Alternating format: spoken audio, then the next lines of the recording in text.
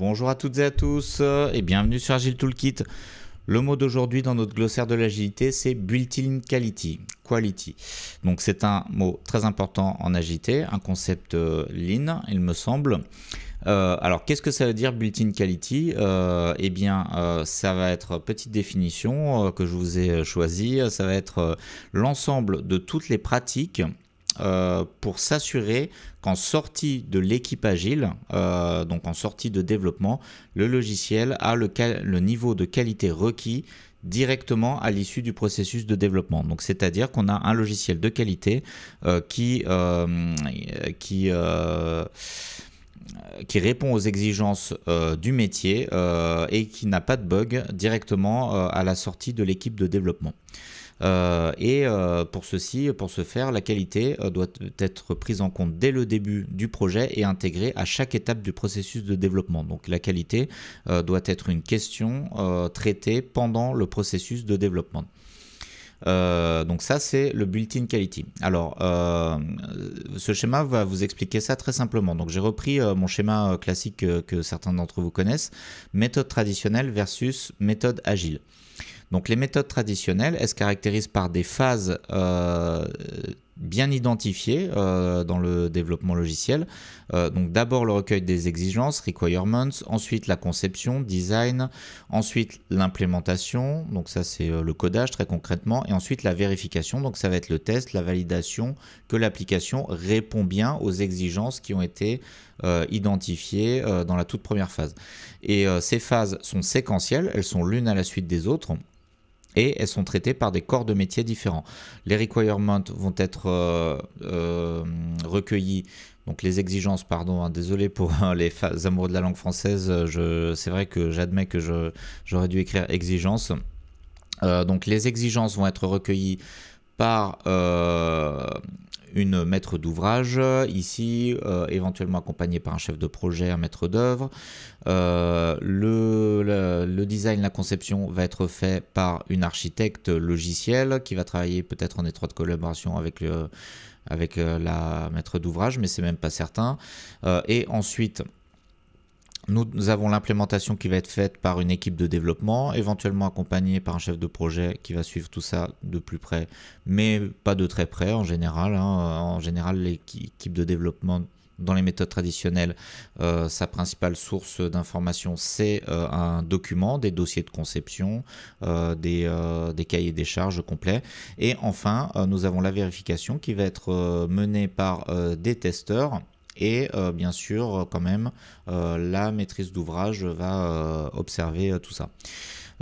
Et d'ailleurs, voilà, c'est ce qu'on appelle un effet tunnel parce que du point de vue de la maîtrise d'ouvrage, en fait, elle intervient au début de la définition des exigences et elle vérifie à la fin que le logiciel qui a été fabriqué correspond bien aux exigences qu'elle a définies dès le début. Donc ça, c'est les méthodes traditionnelles. Dans les méthodes agiles, on va découper le projet d'une manière très différente, non pas en phases spécialisées par corps de métier, mais on va le découper en itérations, et chaque itération étant identique, donc chaque itération va contenir toutes ces phases. Chaque itération va contenir une phase d'exigence, de recueil d'exigences d'une certaine manière, donc ça va être tout ce qui va être backlog refinement, etc. Des phases de conception, des phases de codage et aussi de test. Donc à l'intérieur d'une itération, d'une petite itération qui peut durer seulement 2 semaines, voire un peu plus, eh bien on va avoir toutes les phases qui sont présentes dans la méthode traditionnelle. Et on va reproduire donc toutes ces phases, itération après itération. Simplement, on va le faire sur une toute petite partie du logiciel, sur quelques user stories. Donc là où dans la méthode traditionnelle, on va traiter dans chaque phase l'ensemble du logiciel, donc c'est-à-dire l'ensemble du cahier des charges avec toutes ses fonctionnalités. Alors qu'ici, on va le faire morceau par morceau, de manière incrémentale, donc petit bout par petit bout. Donc j'en viens à la built-in quality. Donc là où la vérification, les tests, etc. sont après le codage, et bien dans une démarche agile, ça va être pendant le codage, dès le début. Donc on peut avoir un testeur présent directement dans l'équipe, donc ça c'est possible, c'est une bonne pratique, ou alors un testeur au contact proche de l'équipe, donc qui participe aux cérémonies agiles régulièrement, qui participe à la validation des user stories à la fin de l'itération. On va avoir également la product owner ici présente, donc qui est un rôle de la méthode Scrum, donc dont le rôle est de spécifier l'application. Donc comme elle va être directement bien intégrée à l'équipe, éventuellement participer à presque toutes les cérémonies, ou alors à minima elle va participer à la démo à la fin de chaque itération, et bien elle va pouvoir s'assurer que la qualité correspond bien à ce qui était demandé au départ. Donc ça c'est voilà, ça, je trouve c'est un schéma très parlant, parce que cet aspect qualité vérification qu'on a à la fin dans la dernière phase de la fabrication du logiciel, et bien là on va l'avoir tout le temps dans chaque itération. Donc comment ça va prendre forme concrètement? Donc ici je vous ai listé une liste de pratiques, c'est non exhaustif. Donc la première intégration intégration de testeurs au sein de l'équipe de développement, eh bien bon, ça je l'ai déjà dit en fait, mais il peut y avoir bien d'autres choses. Donc je vous ai mis une liste ici qui est quand même assez complète. Donc toutes les pratiques de test automatisé, test unitaire, test d'intégration ou test automatisé en général, ça va participer à la built-in quality, parce que c'est les développeurs qui vont, en même temps qu'ils développent, écrire des tests automatisés. Donc ça va renforcer la confiance qu'on a dans le code, parce que déjà le code sera testé au moins. Donc on pourrait imaginer des projets où le code n'est même pas testé, on l'envoie à la vérification en recette, hein, on l'envoie sans même l'avoir testé. Bon, si on écrit des tests unitaires, au moins ce dont on est sûr, c'est que ça a été testé dans une certaine mesure, même si c'est jamais parfait, que c'est très dur d'écrire des tests unitaires et que c'est un sujet très complexe, c'est déjà une bonne pratique d'en faire. Mais d'autres pratiques pour améliorer la qualité dès le processus de développement, ça va être par exemple la revue de code.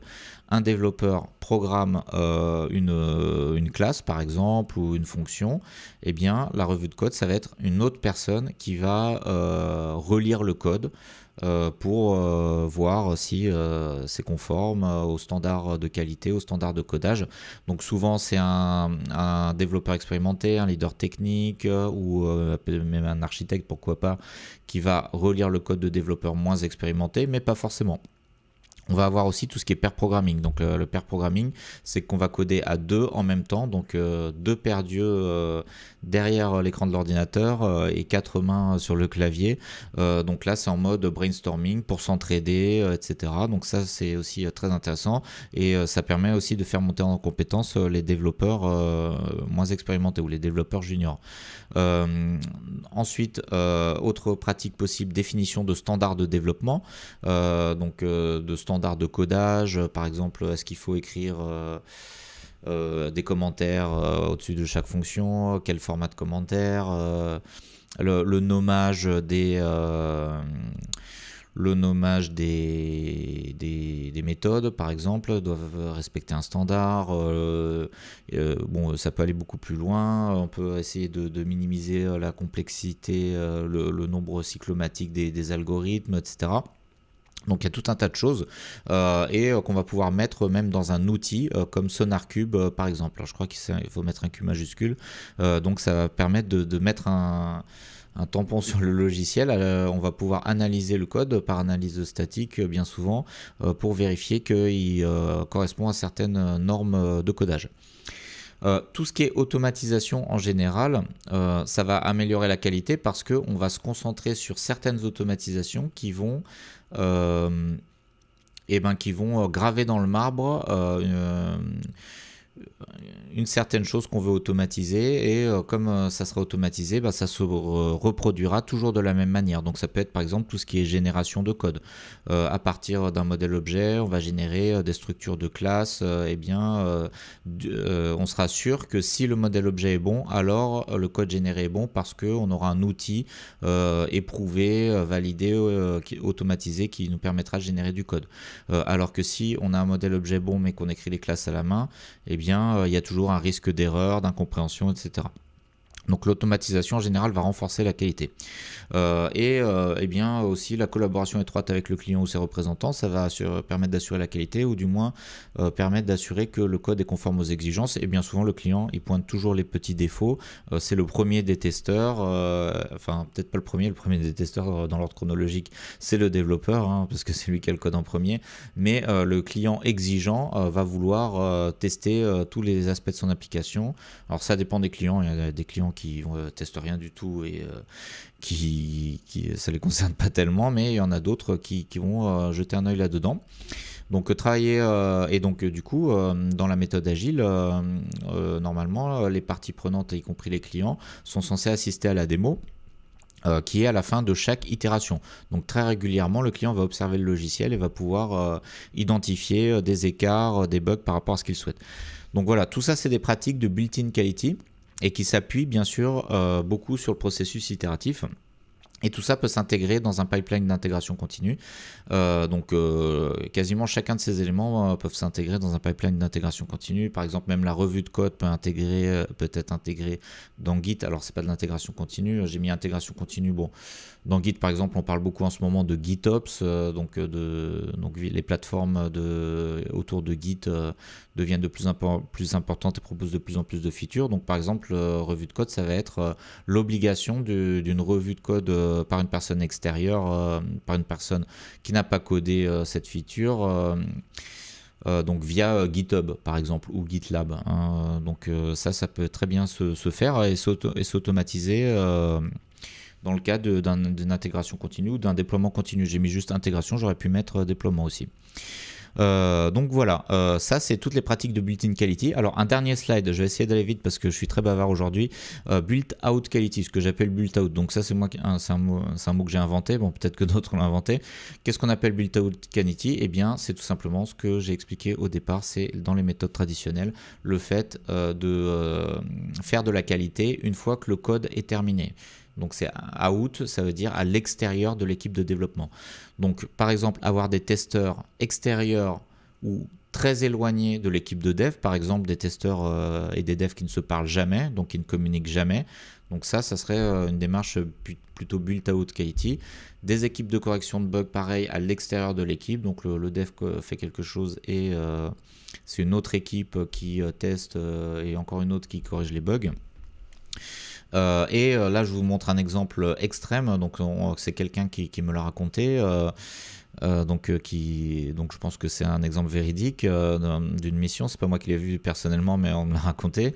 Donc c'est dans une entreprise, il y a les développeurs développent, ils doivent respecter des normes de codage définies par Sonar Cube, et le rapport Sonar, en fait, au lieu que les développeurs s'en saisissent et corrigent les bugs eux-mêmes pour apprendre à mieux programmer ou à respecter les normes de codage, le rapport et le code étaient envoyés à des prestataires externes à l'entreprise pour corriger spécifiquement, pour aligner le code sur les rapports Sonar Cube. Donc ça, c'est une très mauvaise pratique, hein, mais bon, enfin, je pense en tout cas que c'est une mauvaise pratique, mais c'est ce que j'appelle built-out quality. Donc là, on fait de la qualité carrément à l'extérieur de l'entreprise, donc c'est un cas un peu extrême, mais bon, je pense que tout existe, donc voilà. Eh bien, ce sera tout pour aujourd'hui. Donc, built-in quality, concept très important et au cœur de l'agilité, du lean. Voilà, j'espère que ça vous a donné une bonne définition de ce que c'est. Je vous remercie pour votre attention et je vous dis à très bientôt pour de prochaines vidéos.